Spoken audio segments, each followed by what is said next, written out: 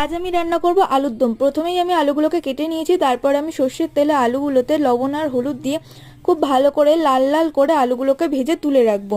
আমার আলুগুলো ভাজা হয়ে গেছে। এবারে আমি ওই তেলের ভিতরে দিয়ে দেবো ফোড়ন, জিরে, শুকনো লঙ্কা, এলাচ, তেজপাতা, দারচিনি দিয়ে দিয়েছি। এবারে আমি দিয়ে দেবো টমেটো, জিরে, কাঁচা লঙ্কা আর আদার পেস্ট। এবার আমি মশলাটাকে খুব ভালো করে কষিয়ে নেবো। তারপরে আমি দিয়ে দেবো এর ভিতরে লবণ, হলুদ আর দিয়ে দেবো চিনি স্বাদ মতো। তারপরে দিয়ে দেবো এখানে কাশ্মীরি লঙ্কার গুঁড়ো। সব কিছু দিয়ে খুব ভালো করে মশলাটাকে কষিয়ে নিতে হবে যতক্ষণ না মশলার গা থেকে তেল বের হচ্ছে। মশলাটা আমার কষানো হয়ে গেছে। এবার আমি আলু দিয়ে দিয়েছি। আলু দিয়েও মশলাটাকে আমি আবার খুব ভালো করে কষিয়ে নেবো 4 থেকে 5 মিনিট। তারপরে দিয়ে দিতে হবে এখানে গরম জল। গরম জল দিয়ে ভালো করে ঢেকে দিতে হবে। আর তারপরে নামানোর আগে উপর থেকে ঘি আর গরম মশলা ছড়িয়ে দিতে হবে। তাহলেই কিন্তু রেডি হয়ে যাবে আমাদের নিরামিষ আলুর দম।